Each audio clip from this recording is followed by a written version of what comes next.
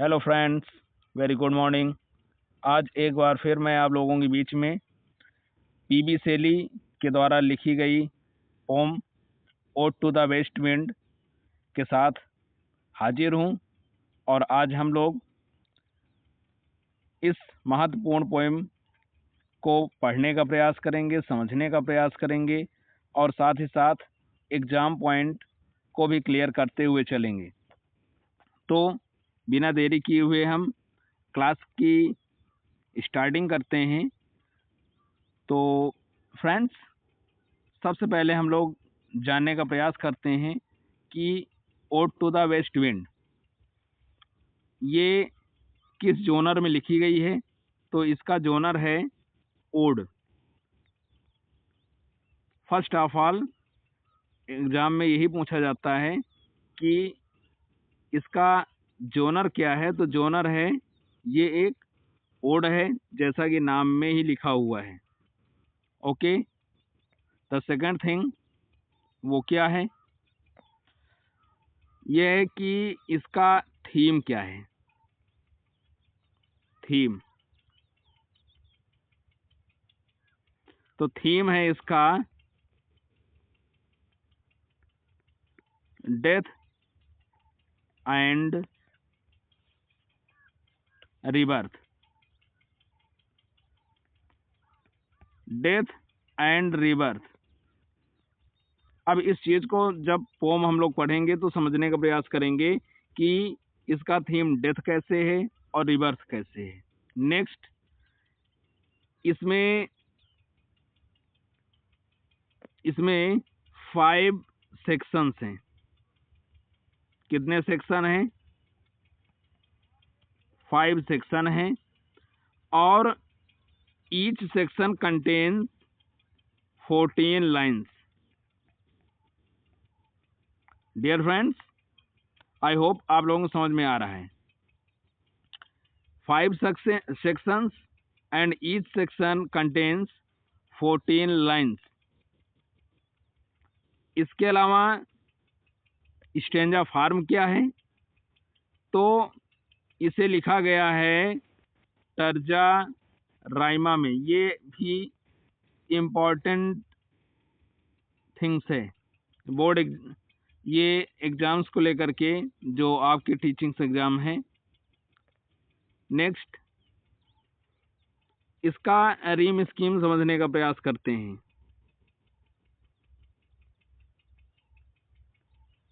तो राइम समझने का प्रयास करते हैं। राइम क्या है? A B A, next B C B, next C D C, next D E D, next E E. 3 3 6 3 9, ये 12 और लास्ट में ये 2 आपके, ये है कपलेट। ओके, इस तरह से हो गई। हर स्टेंजा में है 14 लाइन। नेक्स्ट, इसको कंपोज किया गया था। It was composed. अगर ये पूछा जाए कि इसका कंपोजिशन कब हुआ, तो वो हुआ था 1818 में और पब्लिश ये हुई थी 1820 में। 1820 में इसका प्रकाशन हुआ। ओके, तो बिना देरी किए हुए हम लोग अब पोएम को पढ़ने का प्रयास करते हैं। डियर फ्रेंड्स, पोएम की जो प्रारंभिक 3 लाइनें हैं, पहले हम उसको देखते हैं। रीम स्कीम मालूम है। बीइंग, हमने इसको ए दे दिया। डेड, बी, और फ्लिंग, ये बीइंग से मिल रहा है तो ए, यानी ए बी ए। इसी तरह आगे रीम्स बनती चली जाएंगी। Next, O wild west wind, thou breath of autumn's being, thou from whose unseen presence the leaves dead are driven like ghost from an enchanter fleeing. तो कवि ने संबोधित किया है वेस्ट विंड को, पछुआ हवा को संबोधित किया है किससे? वाइल्ड से। वाइल्ड मतलब अनियंत्रित, वाइल्ड का मतलब होता है जंगली। तो जंगली का मतलब यहाँ पर है कि ये जो पछुआ हवा है ये अनियंत्रित होती है। पछुआ हवा पर किसी का कोई जोर नहीं होता और ये हवा अपने आप में बेहद खतरनाक होती है, ये फसलों को सुखा देती है। दाउ ब्रीथ ऑफ ऑटम्स विंग, आगे कवि ने कहा कि हे पछुआ हवा, कौन किसको संबोधित कर रहा है? पछुआ हवा को। कहता है दाउ तुम क्या हो? ब्रीथ हो, ब्रीथ मतलब सांस, सांस हो ऑटम विंग्स, पतझड़ के मौसम की, मतलब तुम पतझड़ के मौसम की जान हो, ऐसा कवि ने बताने का प्रयास किया। O wild west wind, you are the life of autumn season. Next, thou from whose unseen presence, thou from unseen मतलब तुम अनसीन होती हो, कोई तुम्हें देख भी नहीं पाता है, कोई तुम्हें देख नहीं पाता है, फिर भी तुम उपस्थित होती हो। कोई आपको देख नहीं पाता फिर भी आप उपस्थित रहती हो। और द लीव्स डेड, और जो पेड़ों की पत्तियां हैं वो सूख जाती हैं। तुम उपस्थित रहती हो फिर भी आपको कोई देख नहीं पाता और आपके कारण ही पेड़ों की पत्तियां सूख जाती हैं। आर ड्रिवेन, और ये जो पेड़ की पत्तियां हैं ना, ड्रिवेन, सूख जाती हैं और दूर दूर तक उड़ती हुई चली जाती हैं। कैसे? जैसे कि घोस्ट, भूत। किसको देख करके फ्लिंग करता है? किसको देख करके भागता है? इंचांटर को, ओझा को। ओझा कौन होता है? जो तंत्र मंत्र करने वाले जो होते हैं उनको देख करके, जिस तरह से तांत्रिक को देख करके भूत भागते हैं, उसी तरह से आपकी उपस्थिति में कौन भागता है? पेड़ की पत्तियां सूख जाती हैं और पत्तियां भागती हैं। बहुत अच्छी लाइन है, ये आपका इम्पोर्टेंट है। नेक्स्ट देखते हैं। और ये पत्तियां कैसी हो जाती हैं? येलो, पीली पीली हो जाती हैं। पछुआ हवा से पेड़ों पत्तियां सूख जाती हैं, पीली पीली हो जाती हैं, काली पड़ जाती हैं, और इसका मतलब भी पीला ही होता है, और हेक्टिक रेड और लाल रंग की हो जाती हैं। कैसे? ऐसे मानो की पेस्टिलेंस, मानो की कोई इनको भयानक बीमारी हो गई हो, और इस तरह से मल्टीट्यूड का मतलब होता है असंख्य, असंख्य पत्तियां ऐसा लगता है कि किसी बीमारी के शिकार हो गई हों, यद्यपि पछुआ हवा कारण वो पीली पड़ती हैं, काली पड़ती हैं, लाल पड़ती हैं, लेकिन ऐसा लगता है कि किसी वो महामारी के शिकार होकर के वो पेड़ों से गिर गई हैं और हवा के साथ बहती हुई चली जा रही हैं। पोइट ने आगे क्या कहा, आइए और देखते हैं। ओ दाऊ, हे तुम, कौन? हे पछुआ हवा। हु चैरियोटिस्ट, चैरियोटिस्ट का मतलब है तुम सारथी हो, तुम सारथी हो मतलब तुम ले जाती हो। किनको? उन पत्तियों को। कहाँ? डार्क विंट्री ब्रेड, ठीक है। डार्क विंट्री ब्रेड मतलब होता है तुम, मतलब पत्तियों की बात यहाँ पे नहीं हो रही, कहा जा रहा है कि तुम ले जाती हो, यानी तुम रथ हाँकने का काम करती हो, अर्थात तुम ले जाती हो। किनको कहाँ ले जाती हो? डार्क विंट्री ब्रेड मतलब जमीन के नीचे। किनको? विंग्ड सीड, उड़ते हुए। विंग्ड किसके होता है? पक्षियों को होते हैं, और पक्षी क्या होते हैं? उड़ते हैं, और सीड मतलब होता है बीज। यानी तुम उड़ते हुए बीजों को कहाँ ले जाती हो?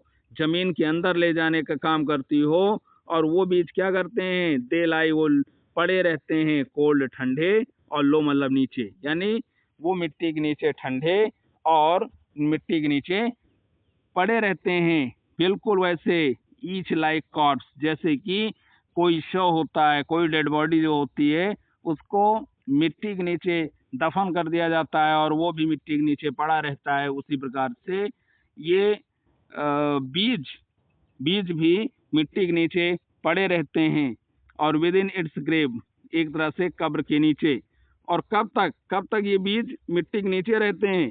अनटिल दाइन एज्योर सिस्टर, जब तक कि आपकी एज्योर सिस्टर, एज्योर का सही मतलब तो होता है आकाश, लेकिन यहाँ पर मतलब है पूर्वी हवा,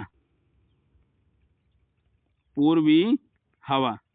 जब तक कि पूर्वी हवा नहीं चलती है, और जब पूर्वी हवा चलती है तो उसके साथ क्या आता है, बसंत आता है। और बसंत जब आता है तो क्या होता है, of the spring shall blow, बसंत के मौसम में पूर्वी हवा बहती है, और पूर्वी हवा के साथ थोड़ा रेन भी आती है, और उसके बाद ये जो बीज हैं अंकुरित होते हैं।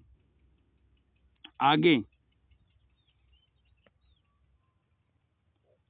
हर क्लेरियन, क्लेरियन का मतलब होता है बांग मारना, जैसे कि मुर्गा बांग मारता है ना, यानी जब मुर्गा जो क्लेरियन करता है तो वो संदेश देता है काहे का, कि it is going to the morning, going to be morning. ऐसा प्रतीत होता है कि मुर्गे के बांग को सुन करके हम लोग समझ जाते हैं कि सुबह होने वाली है। तो हर क्लेरियन यानी जब पूर्वी हवा चलती है ना, तो वो संकेत होता है काहे का, ड्रीमिंग अर्थ। वो संकेत होता है ओवर द ड्रीमिंग अर्थ, मतलब कि dreaming earth and feel driven sweet birds. और ऐसा लगता है कि अब बुरा समय जाने वाला है, और फील ड्रिविंग स्वीट बर्ड्स, और ऐसा लगता है कि ये जो धरती सो रही है, अब धरती के सोने की यानी धरती की निद्रा टूटने वाली है।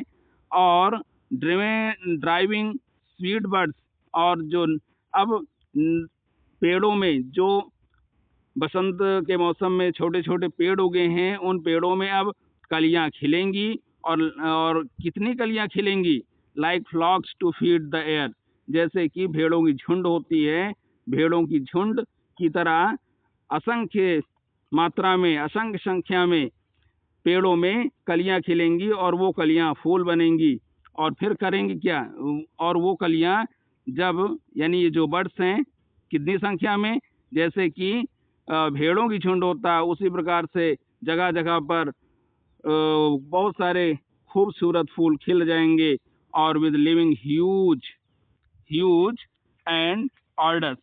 और ये करेंगे क्या, ये करेंगे ह्यूज एंड ऑर्डर्स। ह्यूज का मतलब होता है विभिन्न रंग के फूल खिलेंगे, एंड ऑर्डर्स का मतलब होता है, और ये खुशबू बिखेरेंगे। कहाँ बिखेरेंगे इसको भी समझिए, प्लेन मैदानों में, एंड हिल्स और पर्वतों में। आई होप आप लोगों को समझ में ये क्लियर हो रहा है, आप लोगों को समझ में आ रहा है। और आगे कवि कहता है वाइल्ड स्पिरिट।